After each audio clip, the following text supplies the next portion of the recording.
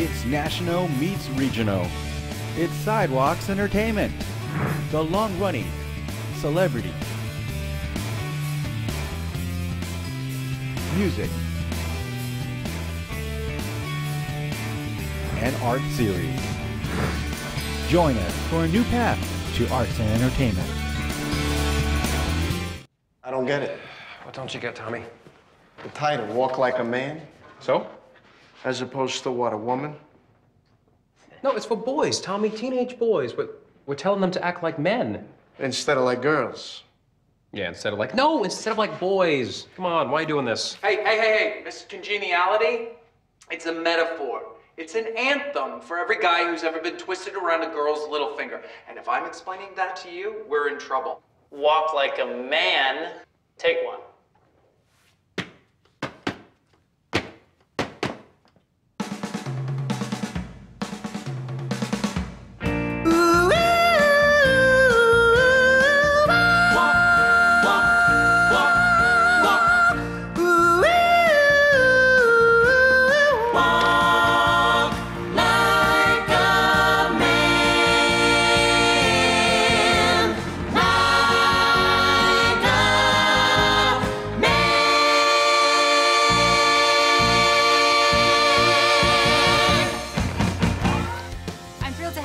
Incredibly talented singers, actors, dancers to our show. This is John, Michael, and Erich from the popular show Jersey Boys.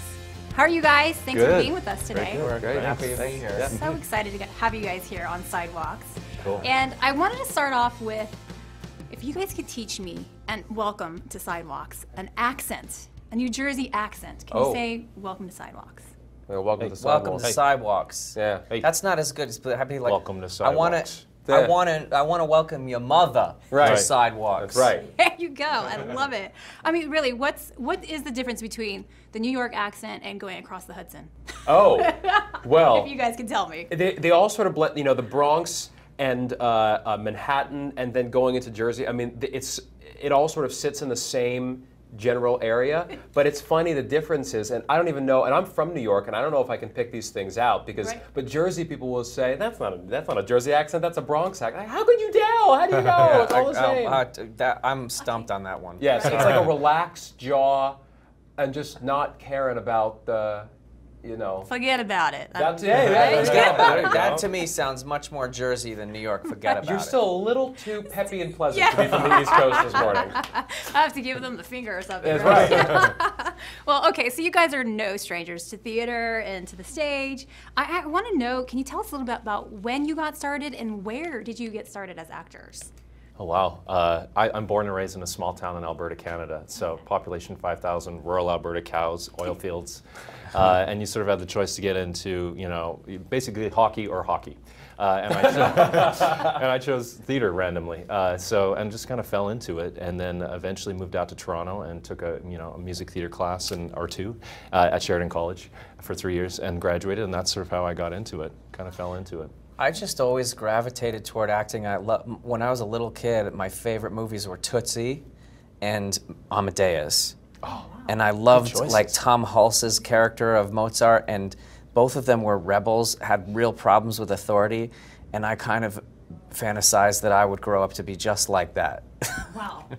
So I don't know what to make of that. Yeah. Tootsie and Mozart. Tootsie and Amadeus, yeah, okay. Well, I mean, not that, you know, the actor who's like takes a big risk to get his career out there. I mean, that to me was really a romantic idea. That's awesome.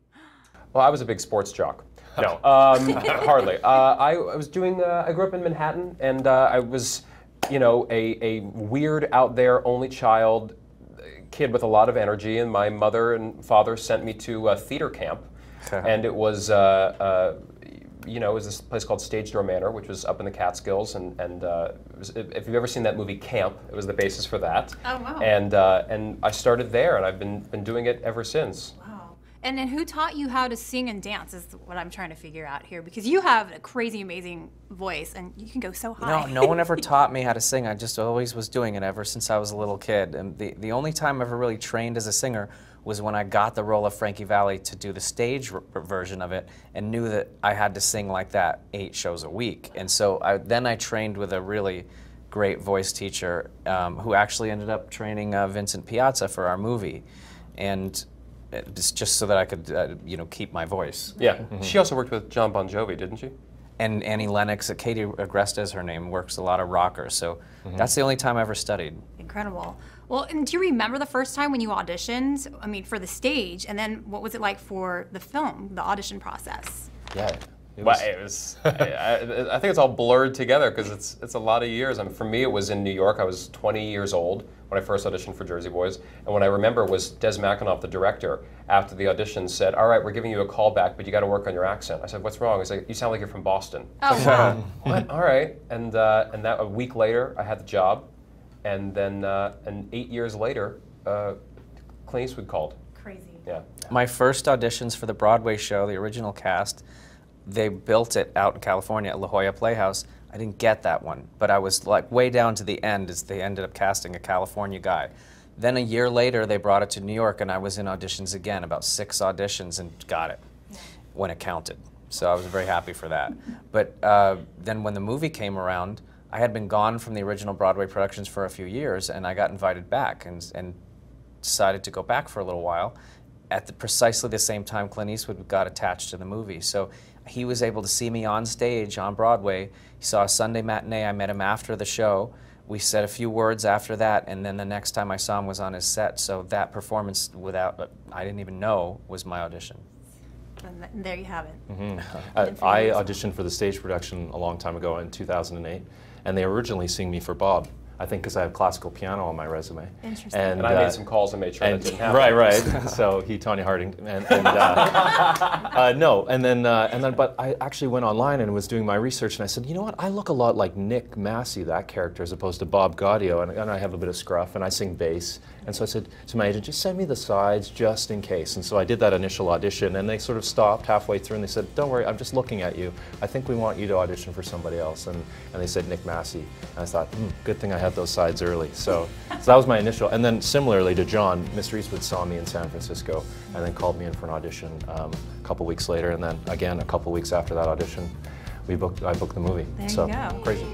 Sherry baby, Sherry, Sherry baby.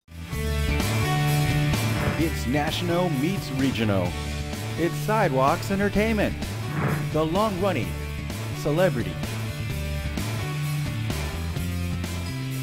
music, and art series. Join us for a new path to arts and entertainment.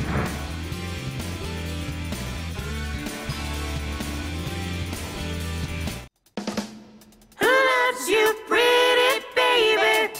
Who's gonna help you through the night? Who loves you, pretty mama? Who's always there to make it right? Who loves you, pretty baby? Who's gonna help you through the night? Who loves you, pretty mama? Who's always there to make it right? Who loves you? Who loves you, pretty baby? Love you. Who's gonna love your mama?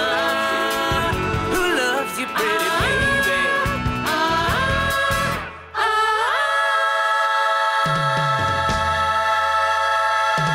And Jersey Boys has been such a phenomenal run for the musical. What is it that is so popular over the years for people, for this film and for the musical? Like Male what- bonding in a Jersey sort of style, like Goodfellas, Sopranos, that kind of a society which audiences just tend to eat up.